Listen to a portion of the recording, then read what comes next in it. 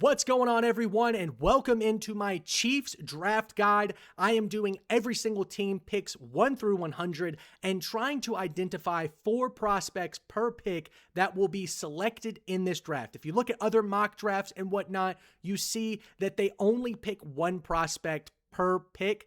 I think that that's too narrow. We're widening it now to 4 prospects per pick. I'm trying to get this with 50% accuracy. That's going to be an extremely lofty number, but we're going to try nonetheless. So explaining my methodology real quick. For starters, I identified through my own opinion and other consensus websites, team needs per team post free agency. So as you see here by the red, teams really need these positions. In orange, they kind of need them. And then in yellow, they're more supplemental. Then, of course, I went and looked at the selections each team had. I identified first round picks in the green. Yellow is second round. Red is third round, all the way up to 100. And then last but not least, I tracked every single team's 30 visits, which are the visits that happen post the combine, where teams invite up to 30 players to come visit them, do interviews, workouts, whatnot. I also tracked every single pro day attendee for the top 200 prospects. Last but certainly not least, I also tracked every single combine interview I could find. I used a lot of different websites to track this information. I looked through thousands of Twitter posts to find this.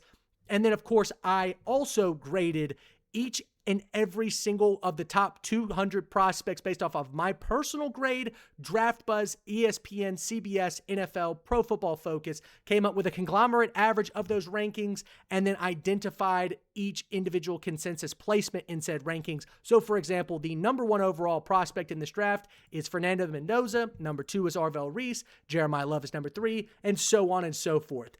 That being said, let's hop in to the Kansas City Chiefs. We'll start with their team needs. Corner, they lost 2 corners, one from a trade, Trent McDuffie, as well as their second corner, blanking on his name off the top of my head, but both of those guys go to the Los Angeles Rams. This is a key position that the Chiefs will be identifying in this draft. Next is wide receiver. It's been kind of clear that ever since Tyreek Hill's departure to Miami, the Chiefs have yet to find wide receiver number 1. I absolutely think that they are going to try to ID that in this draft. Edge rusher, offensive tackle, these are not necessarily like gotta have it positions, but I do think looking forward into the future, these 2 positions are going to be extremely important in having the Chiefs have futures in these 2 position groups. And then safety and defensive line. This Chiefs also lost one of their starting safeties. Defensive line, getting back up to Chris Johnson that can develop into being a starting caliber defensive lineman in the next 2 or 3 years is going to be very important. And then interior offensive line. The Chiefs are not that great of a running team as of recently. They really were able to run the football well in the playoffs during a few of their Super Bowl runs. I think Andy Reid and the Chiefs are going to continue to try to pound the rock. Finding depth in the interior offensive line is going to be crucial. So now, let's get into the team selections. Pick number 9 for the Chiefs. They picked this up with a trade, I believe, with the Falcons. I could be wrong about that, but regardless, pick number 9. I'm looking at 9 or 4 different prospects for number 9. Number 1 is Caleb Downs. Now, once again, all of these are based off of 30 visits, combine visits, pro day visits. If you had multiple of those with a certain team, I star that and you become the number 1 prospect for each drafting group. Caleb Downs, if somehow he falls to number 9, I do not think he falls past the Kansas City Chiefs.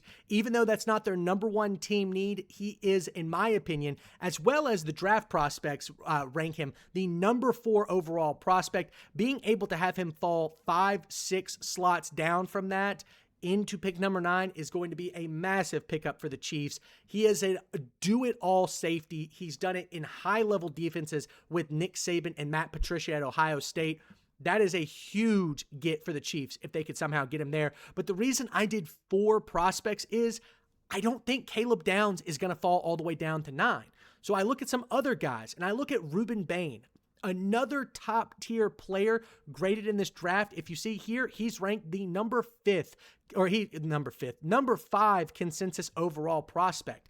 But with the short arms and now this alleged car accident issue, he could fall down to 9.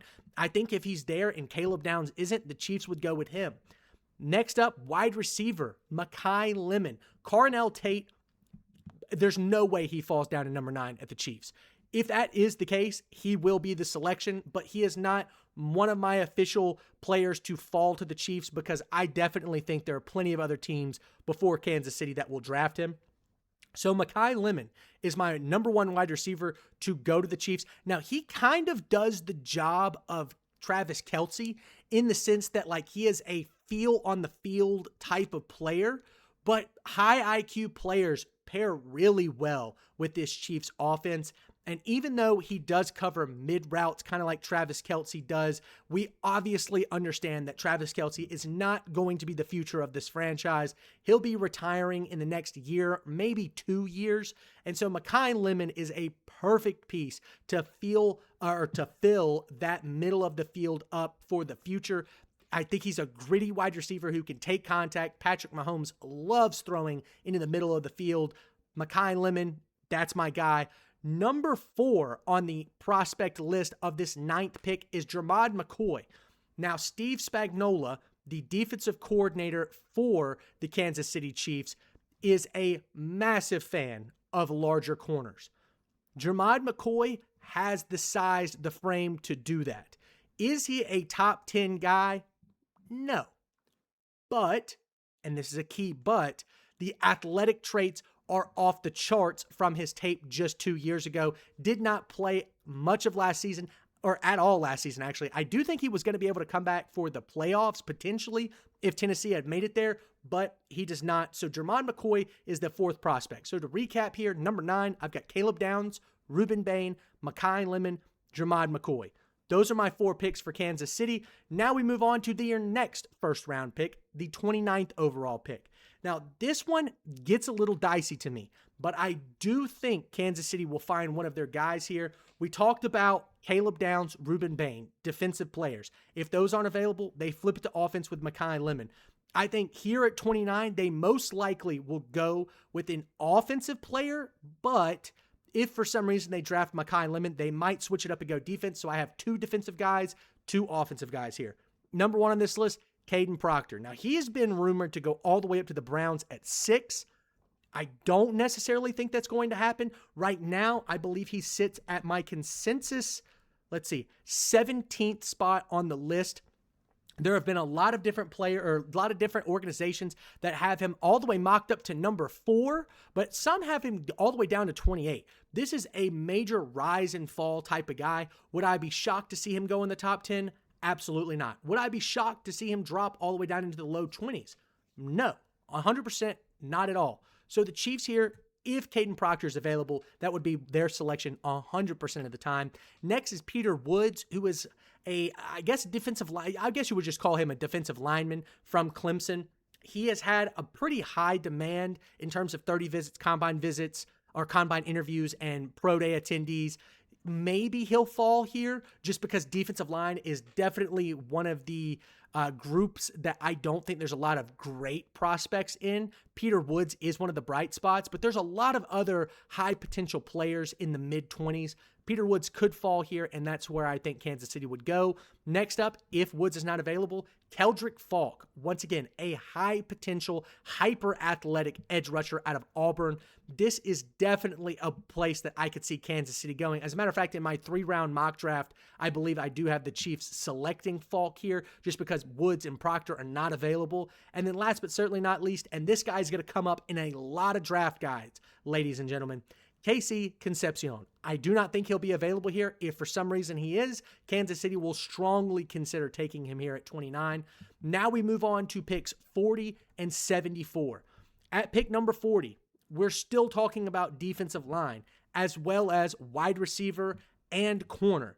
These are the major selections that Kansas City is going to have to really hit on. For starters, Caleb Banks, defensive lineman out of Florida. This guy is a monster. 6'6", I believe over 320 pounds, but he moves incredibly. There are some injury concerns, which is why I believe he will end up falling down below 40. You see Christian Miller, the defensive lineman out of Georgia, who also has a similar size and frame. I think he's about 6'5", 320. He'll probably be I know he is a high demand player in terms of combine visits, pro day attendees, and 30 visits as well. Caleb Banks, haven't seen as much noise about him, but definitely think he's just as good, maybe if not better, than Miller.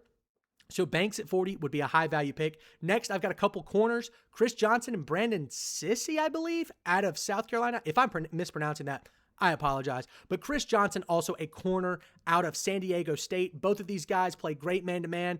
There are some, I believe, some concerns about zone coverage, but usually with hyper-athletic, very capable corners that, get or have a lot of reliance on them, they tend to play more man-to-man in college. Zone is more of an advanced concept, or high-level zone.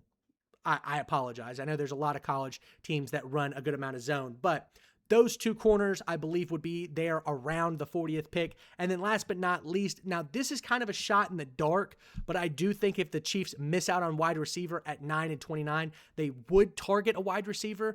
They would probably go with someone kind of like an Xavier Worthy. And when I say Xavier Worthy, I'm not talking about super fast. I'm talking about like athletic specimen. And I think Chris Brazzell out of Tennessee would also be that for the Chiefs. This is the fourth selection that I have. It's not one that I'm terribly confident in, but I am confident in the first three. So last but certainly not least, we are talking about pick number 74. Now, this one is where it kind of gets dicey. Once I get past like pick 65, I am really kind of shooting in the dark here, but I am confident based off of my tracking of 30 visits and this, that, and the other. We've already talked about it 100 million times. These are the four that I have. Kamari Ramsey, the safety out of USC. Ted Hurst, the wide receiver out of Georgia State.